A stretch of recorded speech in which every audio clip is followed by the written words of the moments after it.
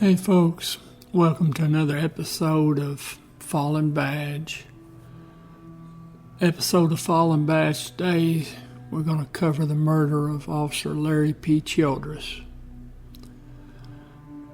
Now, as always, I try to ensure the information I'm disseminating is as accurate as possible.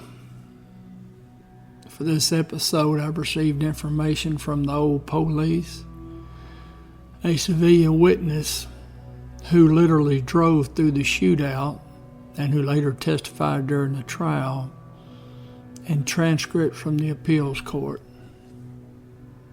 It's January 14, 1982, and Memphis is under a blanket of snow and ice.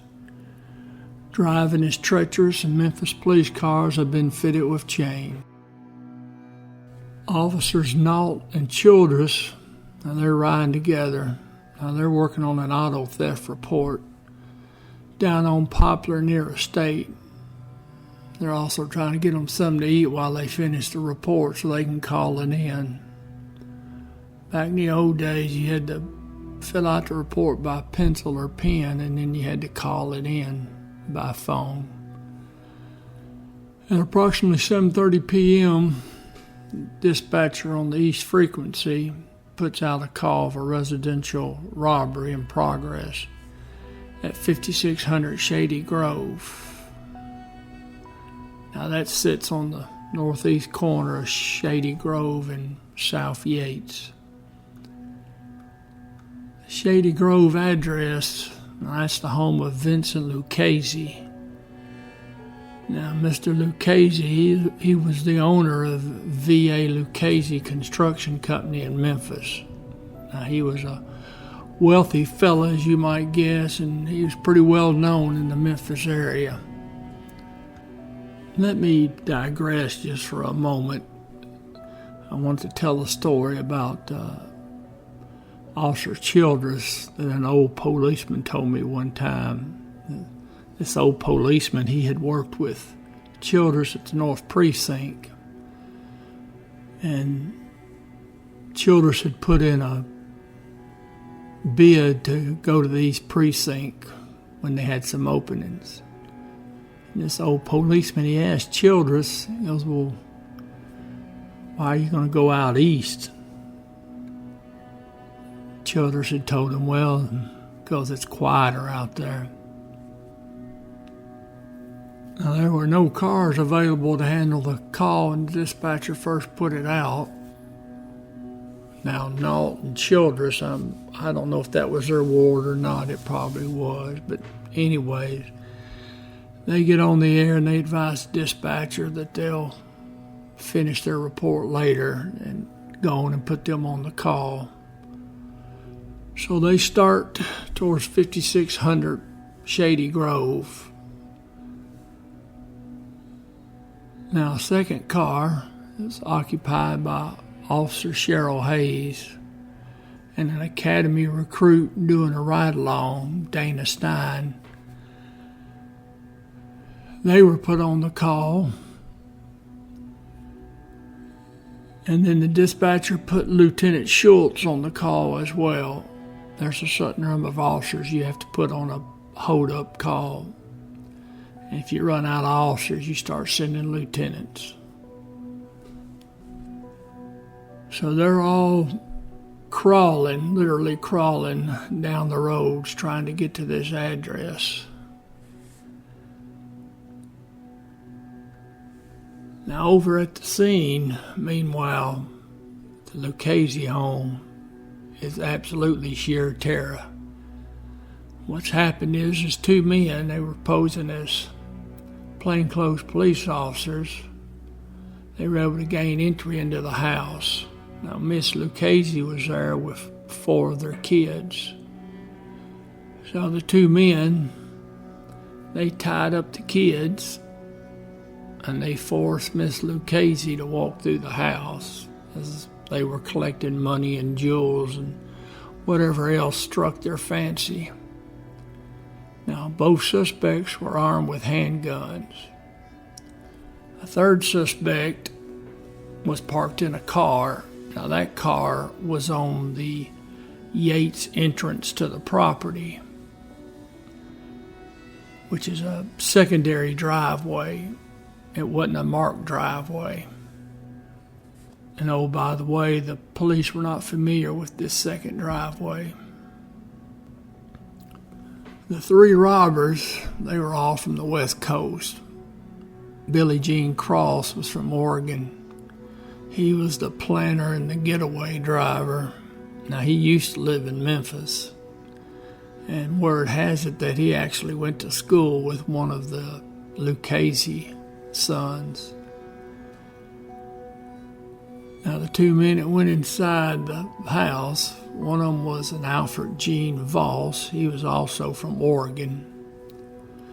Now, Voss was armed with a .44 caliber revolver. And the third fellow, that was Jimmy Dean Garrett. Now, he was from Los Angeles. Now, he was armed with a revolver, but I don't know what caliber it was. Now, at some point, while these two desperados are carrying loot back and forth from the house to the car, Miss Lucchese gets loose and she's able to get to a phone and call the police and tell them they're being robbed. Nault and Childress are still heading towards the house. Now, on a normal weather day, they could have made that scene from Poplar Estate to 5600 Shady Grove in under 4 minutes. Now, this particular evening, because of the bad weather, it took them 11 minutes to get there. Now, they turned up the circular drive that runs off of Shady Grove, which is the only one they knew about. That driveway is just a little bit east of Yates on the north side of the street. So they came up the driveway and they stopped and they went to the front door and they knocked on the door. Now, they heard a male voice inside telling the officers to hold on a minute. So Nault, he waits at the front door. Childress, he starts circling around the west side of the house. He's heading to the rear, see what's going on.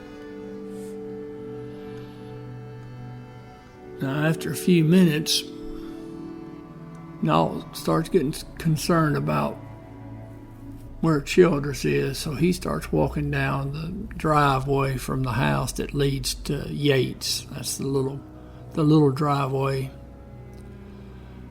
Before he can get on to Yates, though, he sees Lieutenant Schultz and Officer Hayes and Recruit Stein pull up. So he goes back. He tells them, I don't know where Childress is. I'm going to look for him.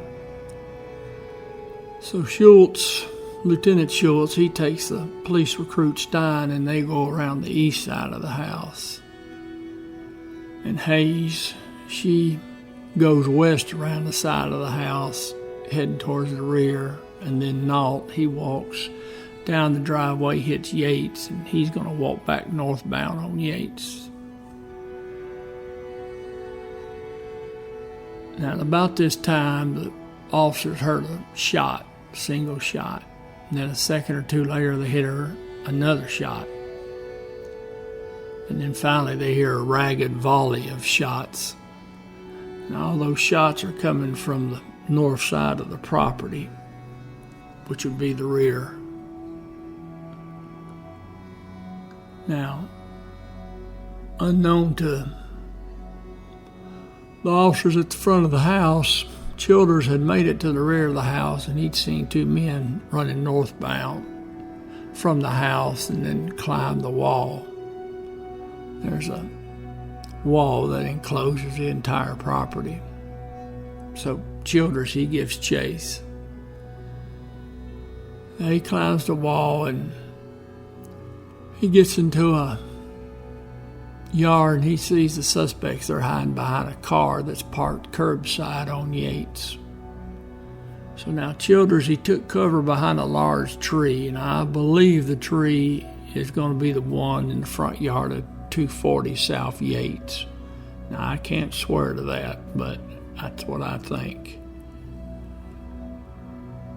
So the gunfire the officers are hearing, that's Childress and the suspects cranking off rounds at each other. Now, during this gunfire, Garrett, he empties his pistol.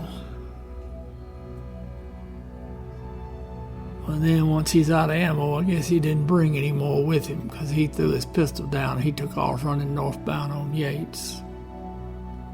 Now, Voss, he cranked off one round from his .44, and it was one of those 1 in a million shots, because it hit Childress in the head when Childress was peeking around the tree, and it killed him. So Childress goes down in the yard, and then Voss runs northbound on Yates. Now, both Voss and Garrett, they continued north and then kind of eastbound. They went into the tree line there around Walnut Grove and the interstate. It takes a minute or so, but the officers, they find Childress laying out in that yard by Yates.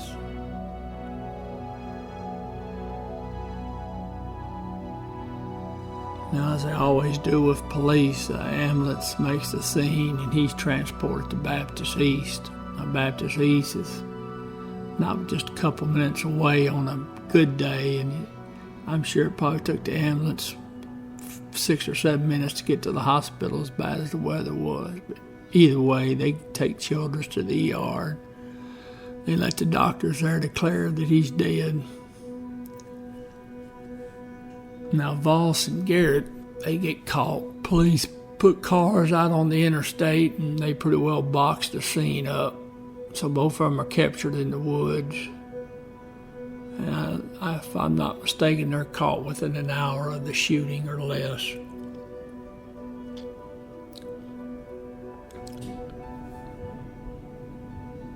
Now, both men, along with Cross, who was captured later on the West Coast, they all three were indicted, charged, and convicted of murder and perpetration of a robbery.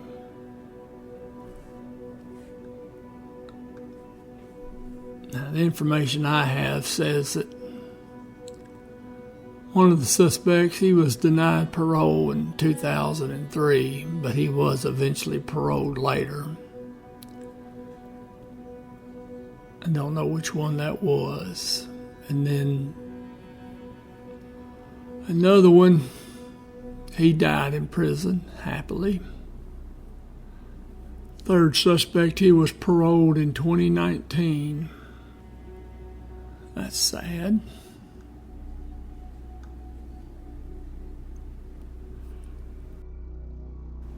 Officer Larry P. Childress, end of watch, January 14, 1982.